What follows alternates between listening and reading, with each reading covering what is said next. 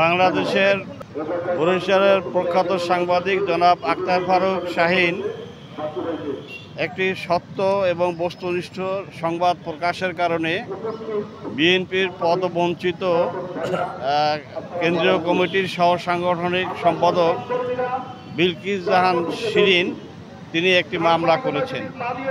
এই মামলাটি সংবাদপত্রের উপরে হুমকিস্বরূপ। আমরা আশা করি এই মামলাটি অবিলম্বে প্রত্যাহার করা হোক। যদি প্রত্যাহার করা না হয় তাহলে বরিশালের সাংবাদিকরা যেভাবে জাগ্রত হয়েছে তাতে ভবিষ্যতে যে কোনো কর্মসূচি নিয়ে সামনের দিকে এগিয়ে যাবে, তাতে কুণ্ঠাবোধ করবে না।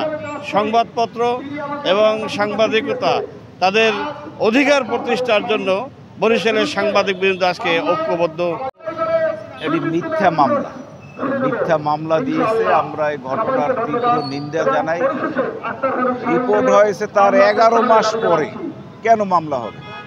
মামলা তো সঙ্গে সঙ্গেই হয়তো, বা প্রেস কাউন্সিল আছে সেখানে অভিযোগ দিতে পারত। এটা হলো উদ্দেশ্যপূর্ণ দিতে পারে। সাংবাদিকদের কণ্ঠ রোধ করার জন্য এই জাতীয় মামলা দিয়ে কখনো কণ্ঠ রোধ করা যাবে না। আমরা এর তীব্র নিন্দা জানাই।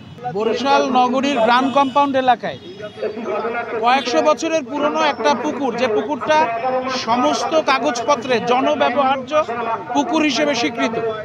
এর যতগুলো দলিল আমাদের হাতে এসেছে প্রত্যেকটি দলিলে আছে এটি গারস্থ কার্যে জনগণের ব্যবহারের জন্য এটি থাকবে।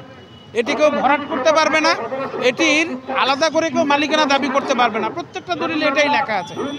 5ই আগস্টের পরে যখন দেশে একটা অরাজক পরিস্থিতি, সেই সময় রাতের অন্ধকারে এই পুকুরটি দখল করা হচ্ছিল, ভরাট করে দখল করা হচ্ছিল, এবং সব রকম প্রমাণ সহ সেই সংবাদটি আমরা প্রকাশ করেছি। সেই সংবাদ প্রকাশ করার 11 মাস পরে এই মামলাটি দায়ের করা হয়েছে। সবচেয়ে বড় কথা হচ্ছে যে জনগণের ব্যবহারের কয়েকশো বছরের পুরনো একটি পুকুর দখলই কেবল নয়, ভরাট করে দখলের চেষ্টাই কেবল নয়, এখানে কিন্তু এই মামলার মাধ্যমে তারা আমরা যারা গণমাধ্যমে কাজ করি, আমাদের গণমাধ্যম কর্মীদের কণ্ঠরোধ করার চেষ্টা করেছে।